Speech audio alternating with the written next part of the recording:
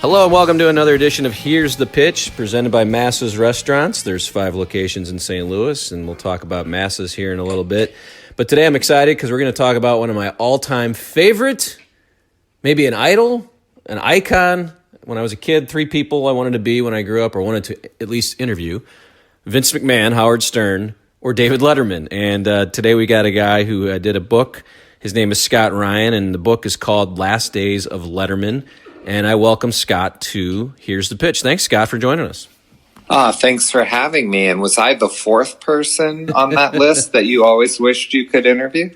You're number 10 or 11, possibly. Okay. Well, top 10. Top 10. That sounds Letterman to me. So yeah, you wrote this book, and it's called The Last Days of Letterman. Basically chronicles the last 6 weeks of Dave's show in 2015 when he was retiring, and you got to talk to about 20, 25 staffers. Didn't get Dave, but you did get Barbara Gaines, who was the main producer, Bill Sheft. A lot of people have heard his name. He's one of the head writers, and then Vinny Falvalli. If you're a Stern fan, you've heard of Vinny. So just tell me how this came about. How did you decide that you were going to write this? And then it looks like it's getting successful for you. Thank you. Well, when I watched it when it was on the air in 2015, I was blown away by these episodes. I had been a Dave fan for really as long as I could remember. But these 6 weeks of episodes kind of broke the talk show mold again. And it was about actually talking and having good conversation and preparing for your appearance. And at the time I thought, I'm honestly watching television history. But I was too much of a fan to consider it as a book at that point. And then a year later, I got fired from my job.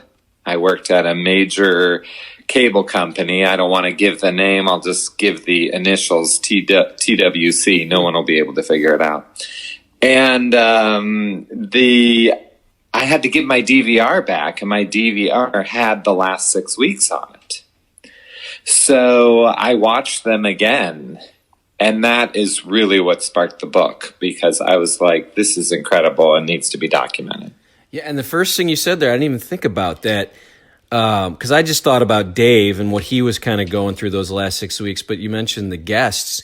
They all came prepared. Like you said, they had to come and bring it because it was a special invite to be part of these last 6 weeks. That's an interesting take. Yeah, I mean, you couldn't just... Normally, what a talk show is it's a way to sell your product. That is what people do. They have a new crappy movie out, so they come on and everyone pretends it's not a new crappy movie. But in the last 6 weeks, I think there's only 2 guests who go on to sell their movies. And you think there's, 3 guests a night for 6 weeks. That's a lot of people who are just coming on to thank Dave for what he did.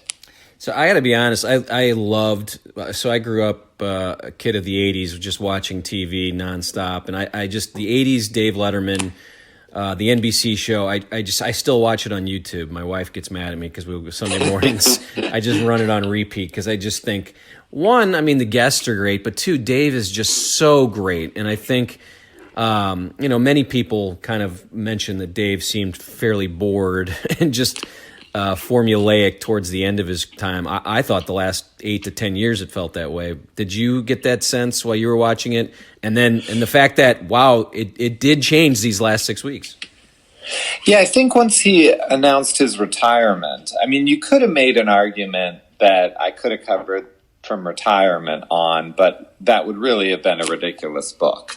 It would have been too much. I think when he knew it was ending, it did jumpstart him. And I don't even have to say I think. I mean, Jerry Foley, who was the director of all of the episodes, he said the reason those last 6 weeks were so good is because Dave's involvement was heightened, and he was in charge of everything. He had opinion about everything that happened. And he said when Dave was involved, the show was better. I think also it seemed funny that I think once he got close to the end, he thought, what am I doing? Why am I retiring? And now I'm having fun. These shows are good. I could do this a couple more years. Didn't you feel that way? Yeah, I mean, especially in the Jerry Seinfeld appearance, Jerry turns the tables on Dave, and Jerry sits behind the desk and makes Dave sit in the chair. And he says, "Why are you doing this? This is stupid." And Dave admits that he doesn't know why he's doing it, and it might very well be stupid. But I do think that now Dave is happy he did it. I don't think he regrets it at all. We'll get back to our interview with Scott Ryan, the author of Last Days of Letterman. Hope you're enjoying this, and just letting you know that this is sort of the plan going forward here. I'm going to just find people that have written interesting things or have done interesting things. We'll continue doing baseball. Please stick with me for those. But if you're a Dave Letterman fan like me, pop culture fan, these are kind of things I kind of wanted to do here. And that's why I've changed the name to Here's the Pitch. And here's the pitch. He's pitching his book. See, that's what we're doing here. But I want to mention my title sponsor, Massa's Restaurants, 5 locations in St. Louis, stlmasses.com. You can look them up, and if you're in the St. Louis area, you know about them. Your podcast friend has sent you over there. Wednesday nights at the Baldwin location, you can actually meet the proprietor of Massa's, Jack Massa. He's behind the bar, and if you tell him your podcast friend Brad sent you, you never know. Maybe some cheese bread will come your way, some T-Rabs, maybe even a drink. I can tell you that Jack Massa loves to hear that people are enjoying Brad's podcast. Here's the Pitch, formerly Baseball and Beyond. And I do want to mention, again, if you've heard me before talk about my YouTube channel, I do like people to go over there and subscribe. It's ST Weekly, STWEEKLY. I put all these podcasts over there along with old interviews that I did back in the 90s for my television show, Sports Talk Weekly, hence the name ST Weekly. So please go to YouTube, subscribe, and help Brad get to 1,000 subscribers if I'm not there already. And then lastly, if you want to talk to me about sponsoring, the Masses, they've been great. They're our title sponsor, but we're always looking for more. I can just drop in some ads into these old episodes. They're all evergreen, so if you want to go back and listen to Joe Buck, he talks about his book, but there's really not much new content in there. It basically holds today, so you can come to me on Twitter, Brad Straubinger, just my name, STRAUBINGER. Go to my Twitter and tell me you want to be a sponsor on the big podcast. Let's get back to our interview now. Jerry Seinfeld did his first stand-up material that he did on Dave. I think it was 1983 or 1984. He just repeated the exact same stuff, which was amazing because I think Dave is the only one who realized it until he sat down. He said, "Didn't you do that? Was that your first bit?" So that's great that Seinfeld, his stuff still works from 1983 to today. So that was fun. But I think the one a lot of people remember is Norm Macdonald. I'm, again, a huge Norm Macdonald fan. And you have a great story that he said, "Hey, I need to do stand-up on that night." Tell me a little bit about the Norm show. Yeah, I mean, it was interesting. Norm had been on as a guest recently, and they sort of weren't bringing people back who had been on. They were trying to spread it around a little bit. And Norm contacted them and said, "I don't want to be a guest. I want to do stand-up." And that sort of surprised everyone that was his request. So they had decided that Norm would be the last stand-up that's ever done on The Late Show with David Letterman. When he came that day, he came super early, like ridiculously early, because Jerry Foley, again, the director, said he wanted to soak up that feeling of being in the Ed Sullivan, and sort of wandered around the studio all day and wouldn't really tell people what he had planned. They didn't know that he was going to tell the first joke he ever heard Dave tell, and all of that emotion that suddenly surprised Norm and came to him. That was obviously not planned to break down and cry, but I think that day overwhelmed Norm, and it, in my opinion, is the greatest stand-up performance anyone ever did on a late-night talk show host. Yeah, Norm is just, you don't think of him crying or caring, and he was such a huge Dave fan. I guess all these guys were, it had to be hard for them to plan out 6 weeks because you see now Jimmy Kimmel just fawns over him. Even Jimmy Fallon fawns over him. I mean, it really was the end of an era, and I think that's what's great about it. These guys, the Norm Macdonalds, the Bill Murrays, Tom Hanks, they're still legends, but it's like the legend, the cream of the crop today is Ryan Gosling or Bieber or Taylor Swift. And it just doesn't equate with me. Like, you just have these great names that like want to be on Dave's show. They picked Bill Murray, obviously, as the last guy. Talk about that relationship they have with Bill Murray. He was on the first, I think, the morning show, the first show in 1982 on NBC, the first one on CBS. So it's obvious he's coming back. But how did him and Dave, I guess they knew each other way back when, but Bill wasn't a comedian. I guess it was just from being in that NBC building a lot, huh? Yes, and the thing about Bill Murray is he does not have an agent, and no one represents him. So you can't get Bill Murray. Sheila Rogers, who was the booking agent, said that she had a number that she could text, and it was Bill's.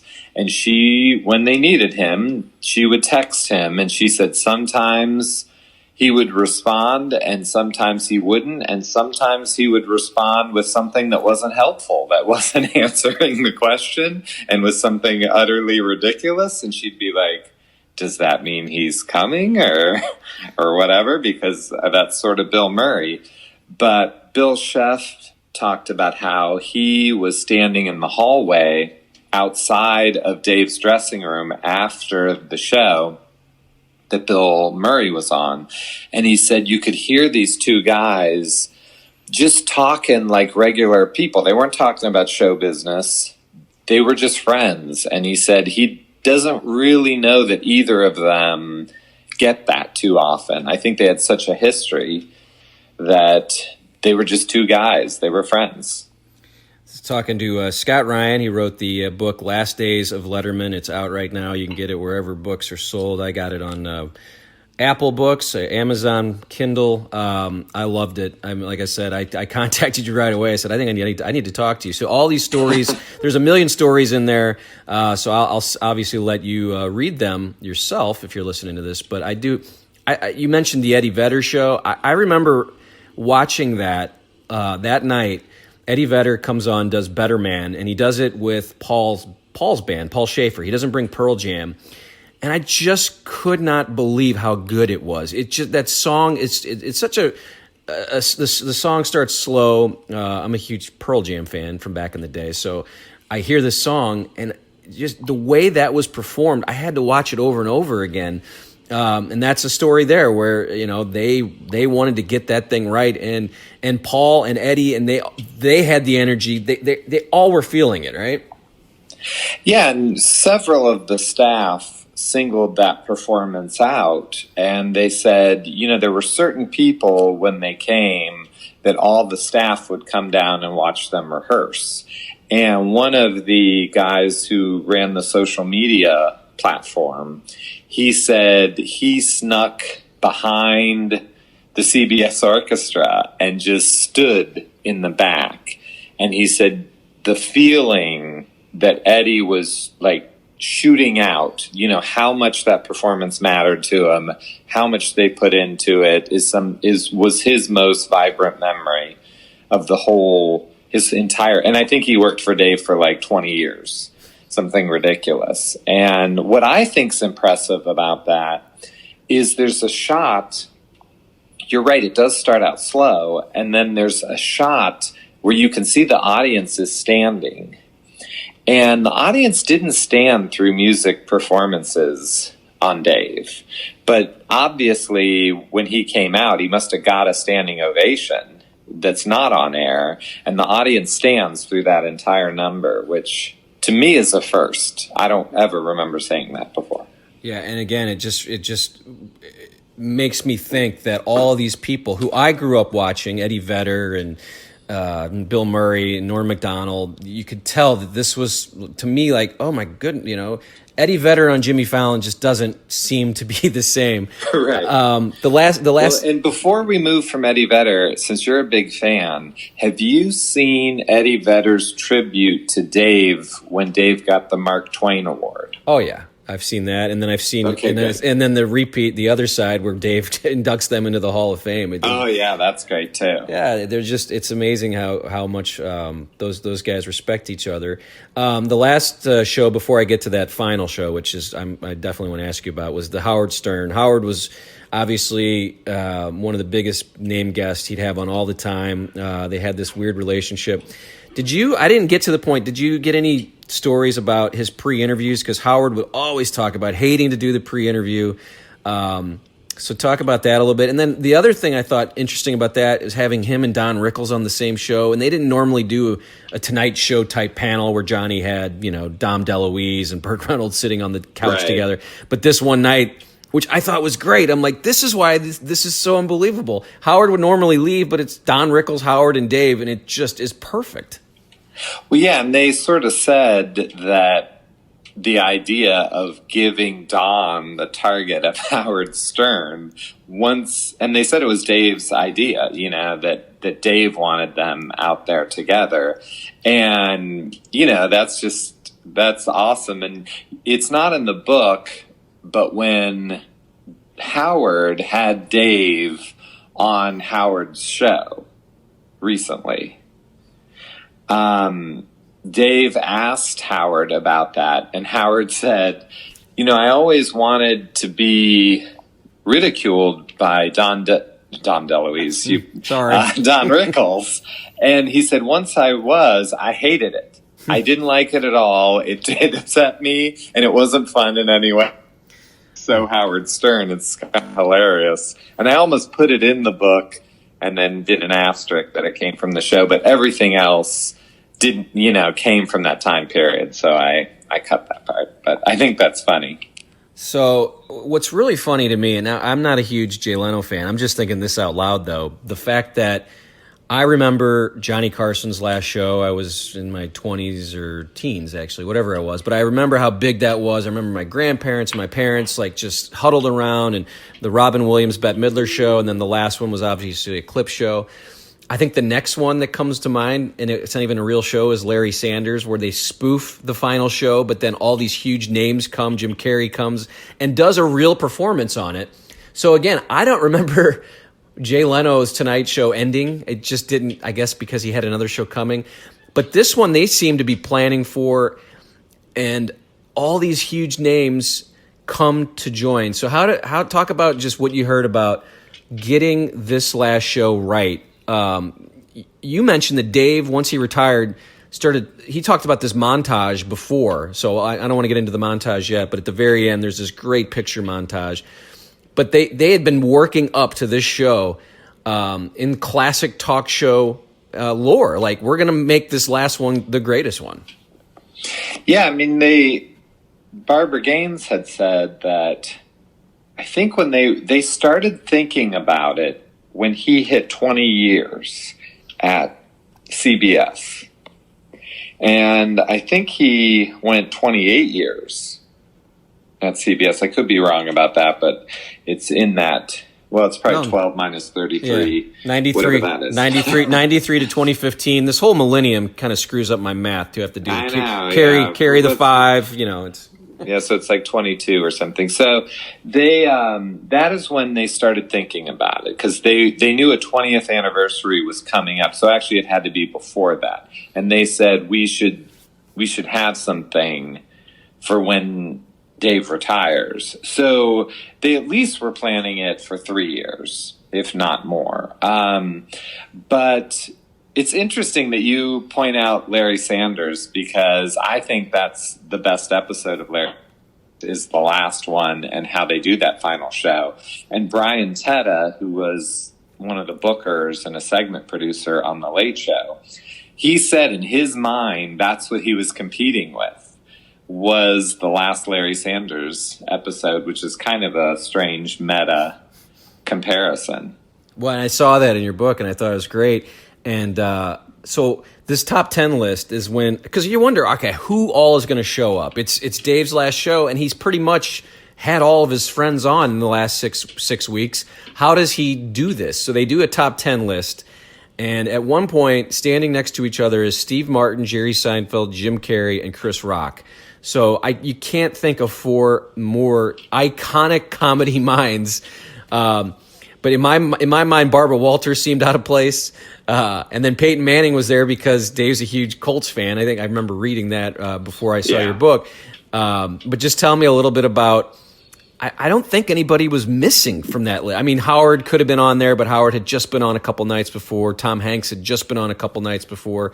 I don't think anybody's missing from that top 10 list. Is there someone that I didn't see that I know Bill Murray was the last one? I think there is. For me, and I know why they had Barbara Walters. I think she was a longtime guest, and I think Dave always respected her. And then also from the optics of having another female, I think it helps.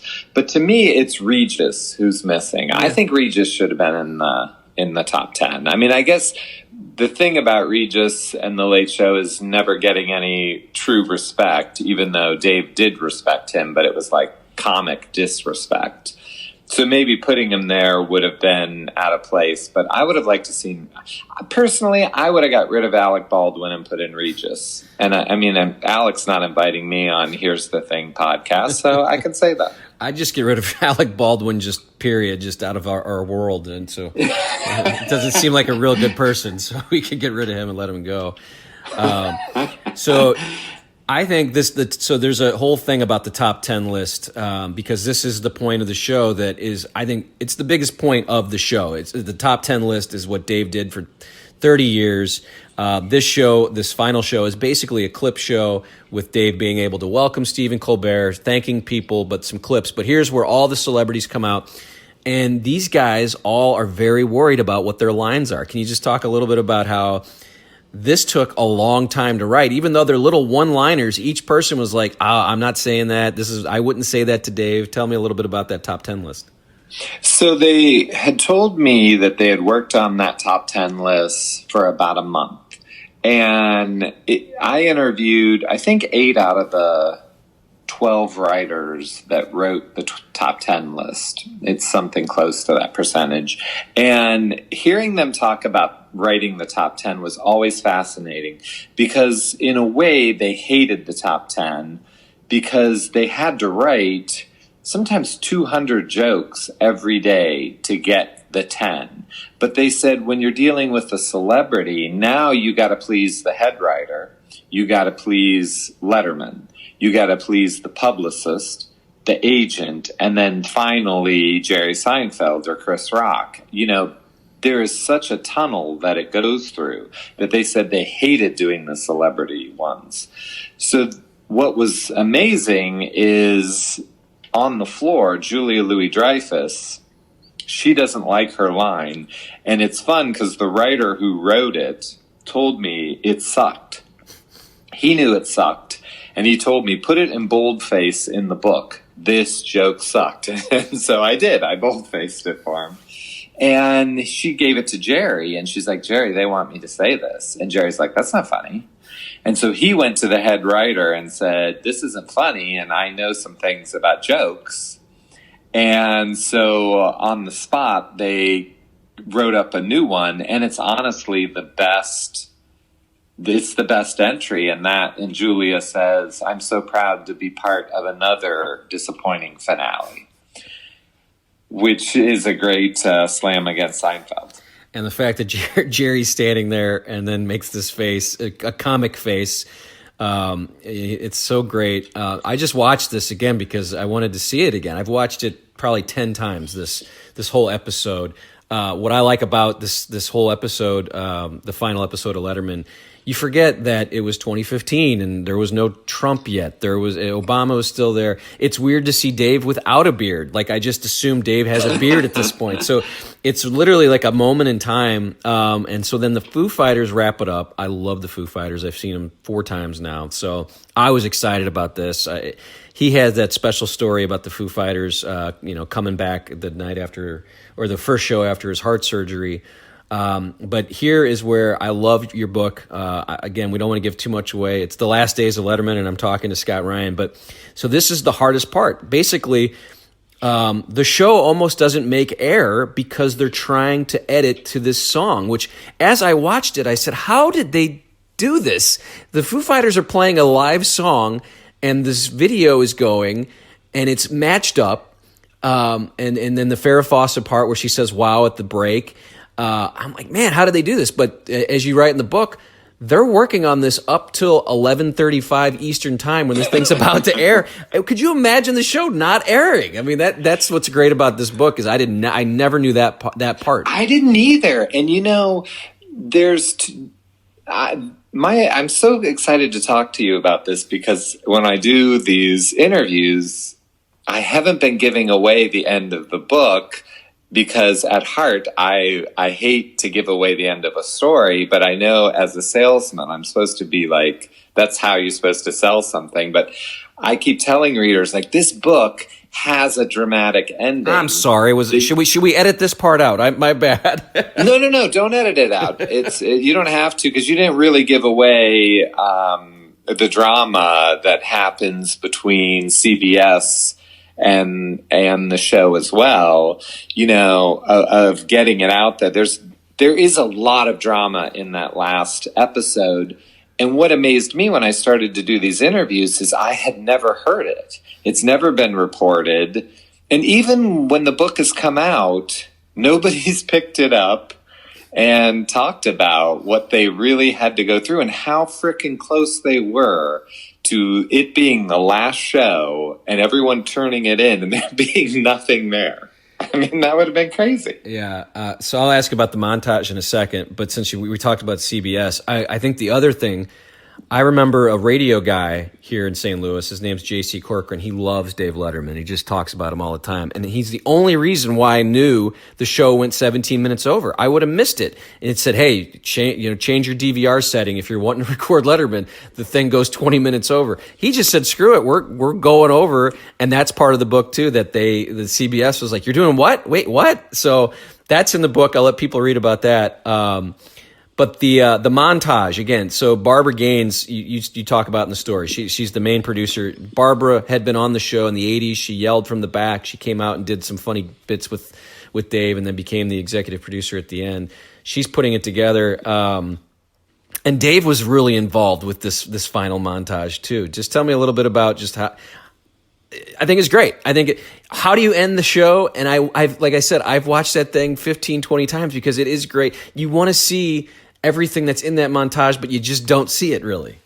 Right. And I think the part of it that's amazing to me is that when you think of a montage that's going to play in 2015, you're going to say, oh, there's going to be moving clips and there's going to be awesome effects and there's going to be all this stuff. And they really go retro. And it's just like, no, it's picture after picture. It's 1,000 images in a 6.5, 7 minute time frame.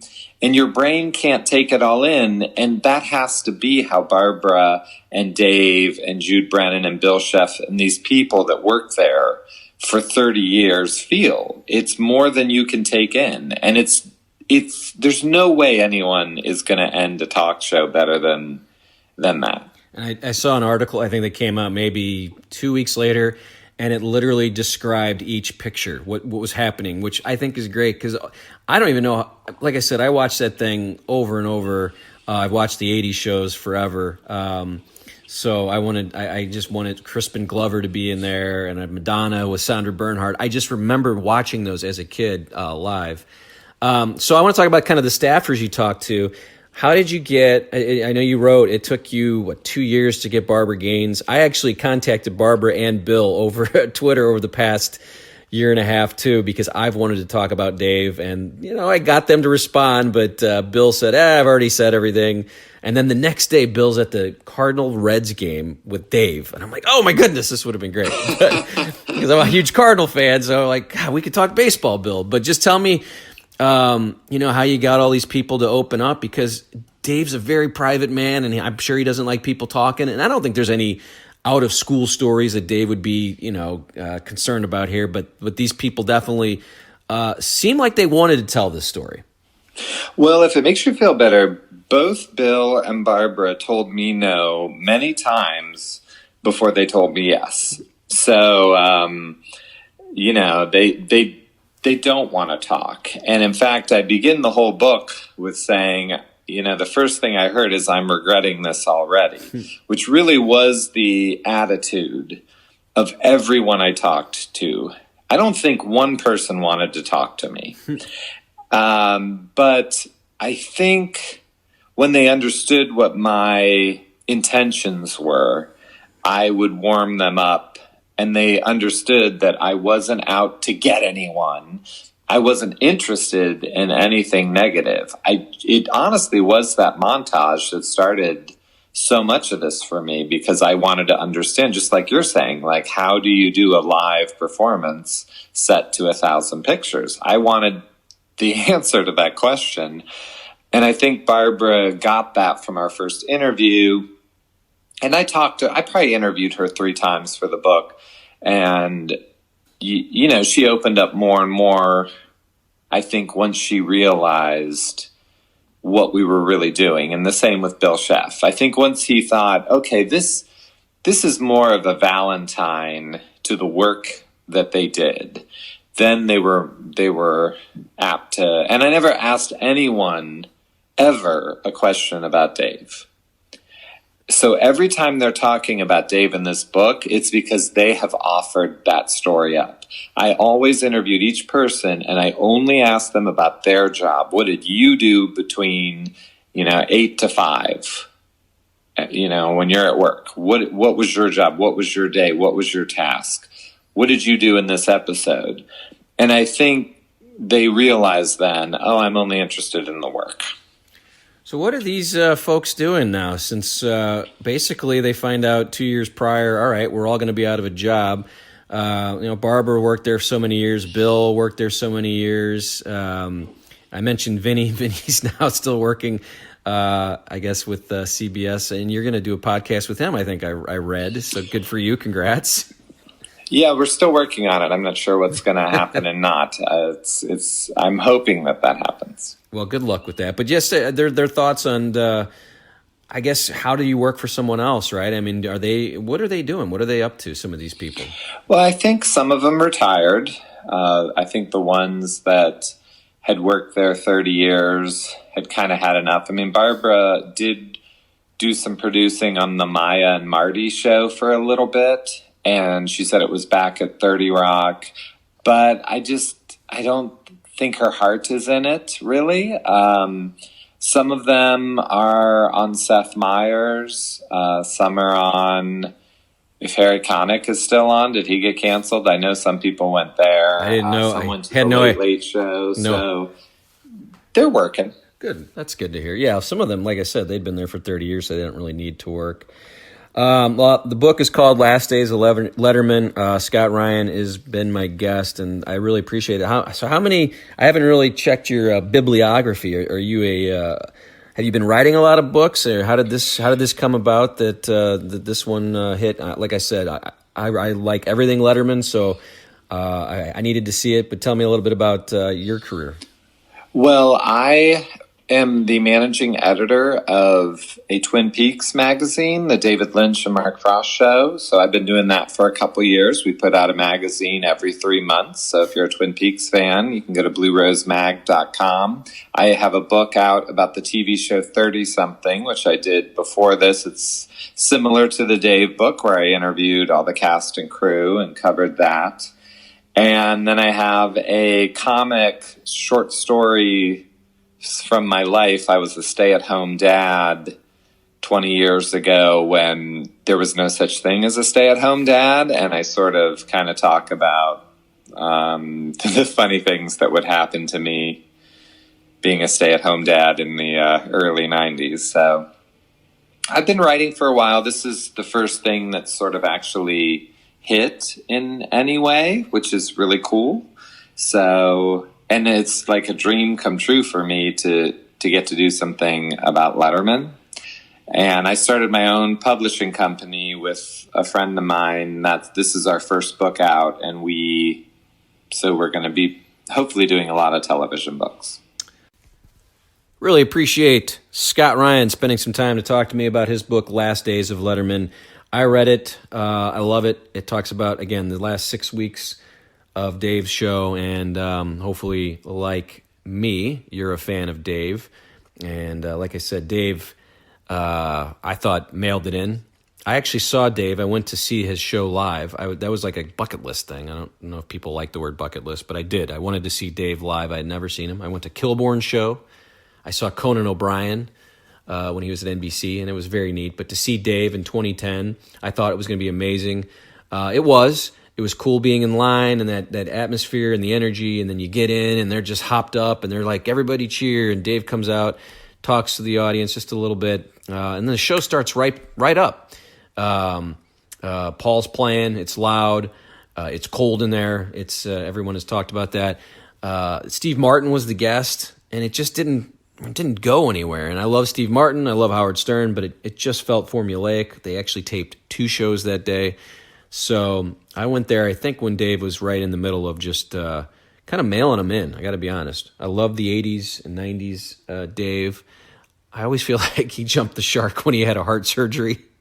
People laugh at me. It's like, oh, so heart surgery, he jumps the shark. But it was fun because he did. I think those last 6 weeks, it was must-see TV to see all these big-name guests coming up and showering Dave with praise. And, of course, ending with the Foo Fighters, one of my favorite bands. It was just the perfect finale, and like I said, the show basically is a time capsule because there was no Donald Trump at this point, and well, whatever you think about that, let's move on.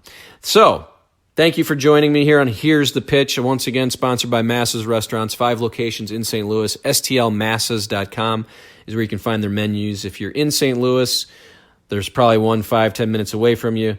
Just make a left turn. You'll find it. If you're passing through St. Louis and you want some great Italian fare, go find Massa's. There's no bologna in the cannelloni. I screwed it up. There's no bologna in the cannelloni. That's their tagline. And like I said, if you go on a Wednesday to Baldwin, you can meet Jack Massa in person, and you can tell him, hey, Brad Straubinger, my podcast friend, told me to come here, and he said you'd help me out with maybe some free meals. See how that works.